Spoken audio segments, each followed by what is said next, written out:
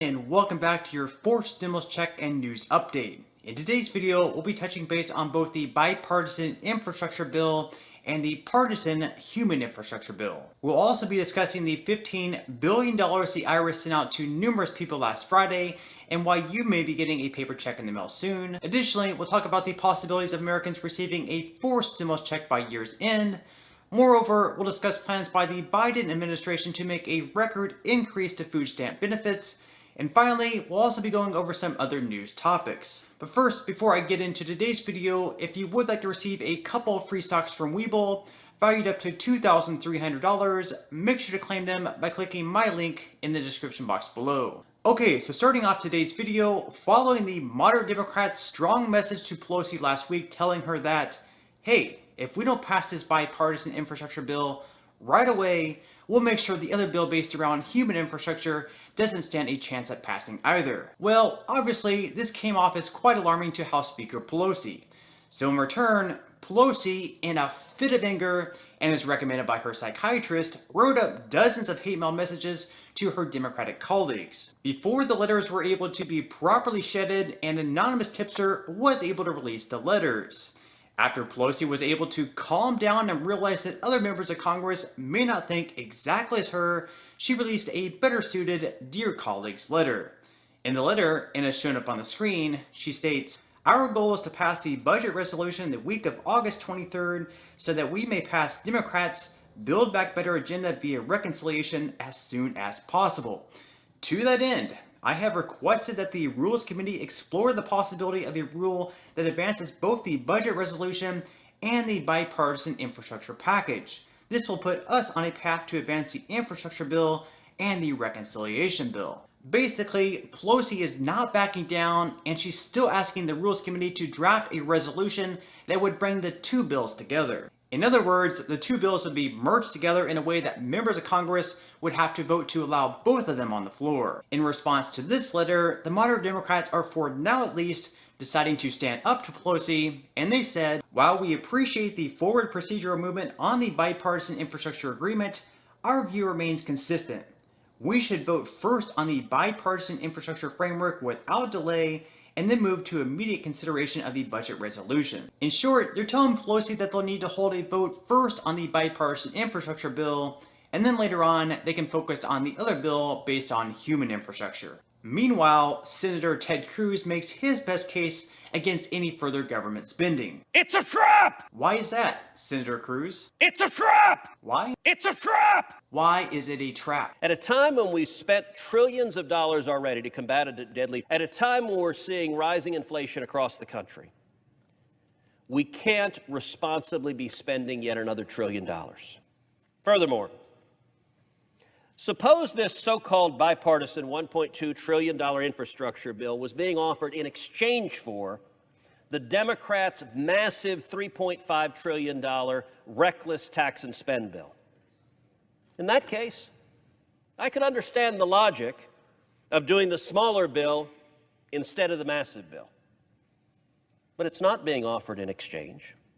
The Democrats have made it clear that they're going to pass this infrastructure bill, take every penny of the spending, and then turn around and try to ram through their massive $3.5 trillion tax and spend bill right on top of this. Which means we're looking at about $5 trillion of spending in just those two bills. That means trillions of dollars in new taxes. If you pay taxes, they're going up. It means corporate taxes are going up. It means individual taxes are going up. It means small business taxes are going up. It means capital gains taxes are going up. It means the death tax is going up.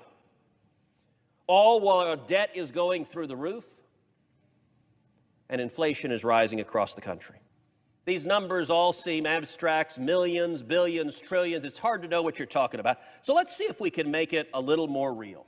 Let's take a look at the average American home right here. Average American home is about 20 feet tall. Compare that to a giant sequoia tree. It's about 240 feet tall, 10 times as much. That's a lot. But compare that to Big Ben, 380 feet tall. Compare that to Trump Tower, In New York City, it's 700 feet tall. Compare that to One Shell Plaza, where I used to work in Houston, Texas. Or compare that to the Sears Tower, now called the Willis Tower. I don't know why. I like Sears. Compare that to the Sears Tower at 1,400 feet tall. The Sears Tower is 70 times as tall as the average American house. The Democrats' reckless spending is more than 70 times what's being spent on roads and bridges. So when you see politicians going on TV saying, isn't it going to be great to have a new freeway? Isn't it going to be great to repair a bridge? Yes, we should do that. They're selling this. That's what they're selling, this tiny little bit. But understand that what they're ramming through is this. Okay, so obviously Senator Cruz isn't too big of a fan of all this additional spending.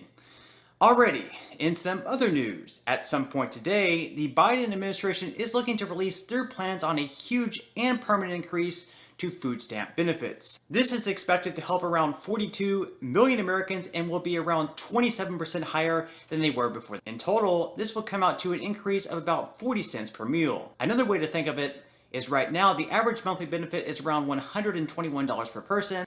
If the Biden administration gets their way, the benefit would then increase to around $157 per person. With the 15% plus up that is set to expire on September 30th, this increase would then be starting on October 1st. As we learn more on this, I'll definitely be sure to keep you updated. Okay, moving right along to some sad and shocking news over the weekend, the Taliban has officially taken over Afghanistan.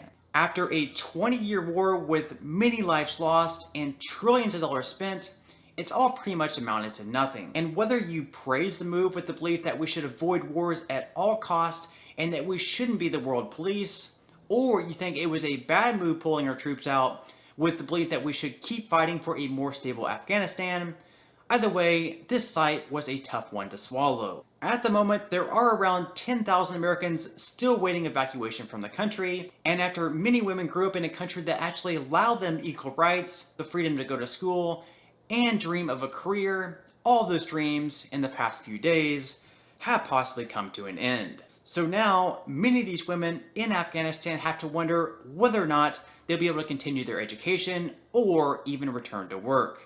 Representative Jim Jordan calls this a frightening and embarrassing situation for the United States. Take a listen. First, give us your assessment of Afghanistan, which is falling apart this morning.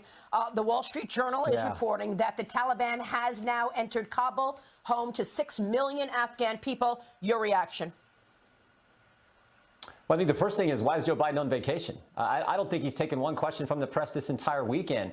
So this is a frightening situation. It's an embarrassing situation for the United States. But I think, frankly, it's not surprising. I mean, Maria, tell me what this administration has done right in their first 8 months on the job. We got inflation like crazy. We got a crisis on the border, which we're going to talk about. We now have this unbelievable mess in foreign policy. We have an economy that's not where it needs to be, and crime surging in every major urban area. We had 12 murders in Chicago 2 weekends ago. So tell me what they've done right. This is, as I said, it's embarrassing. It's frightening. We've never seen anything this crazy in foreign policy probably since back in Vietnam when we had to get people out at the last minute as well. So let's hope we can protect American lives.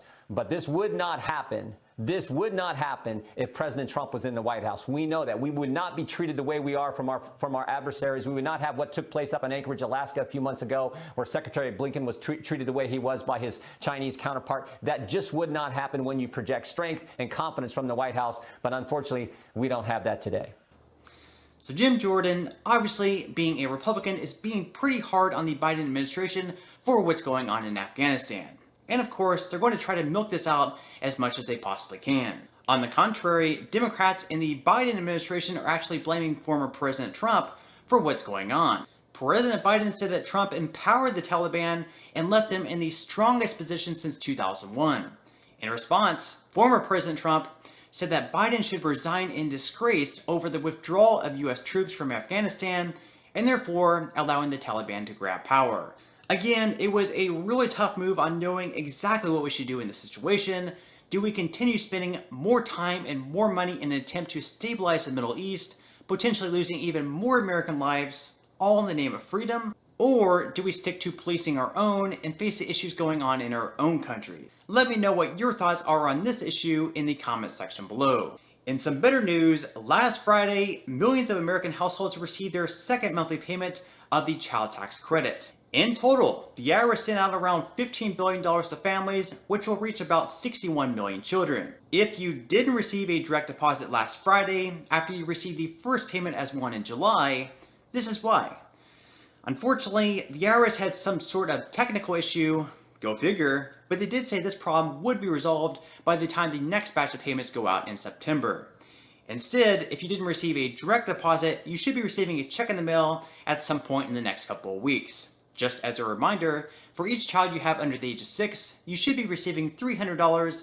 Then, for each child you have ages 6 to 17, in that case, you'll be receiving $250. At the moment, these increased payments are only temporary unless, of course, Democrats are able to pass their bill based on human infrastructure, which will extend the enhanced credit for a limited period of time. And in case you're wondering, the $3.5 trillion bill based around human infrastructure that I'm speaking of, at this moment, still does not include a fourth stimulus check. This despite over 2.8 million Americans now signing the Change.org petition for recurring $2,000 direct payments. This petition, which was started by a restaurant owner in Denver, will be linked in the description box below. And while many Democratic members of Congress supported such payments at one point in time, much of this interest has faded, and it looks like the chances of a fourth stimulus check are getting slimmer by the day. The now Vice President, Kamala Harris, was one of the supporters, but since becoming the VP, she really hasn't been all that outspoken for one. So in the meantime, even though there hasn't been many talks about a fourth stimulus check, nor has there been one included in the bill around human infrastructure, we may still see some cities and states include a stimulus check based on their local areas. Just recently, for example, we saw the state of California giving out $600 stimulus checks to some of its residents. And of course, if anything does happen to change, I'll definitely be sure to keep you updated. So on that note, I'm going to go ahead and wrap up this video. If you did enjoy the content in today's video and feel that I deserve a like, I would greatly appreciate you doing so, and also feel free to subscribe if you haven't already. And finally, before I go, don't forget to grab your 2 free stocks from Webull, valued up to $2,300, by clicking my link in the description box below. Once you open an account with Webull, you'll receive the first free stock valued up to $300. Then, once you make a deposit of at least $5, yes, just $5, at that point, Webull will send you the second free stock, this one being valued up to $2,000. $2,000. $2,000.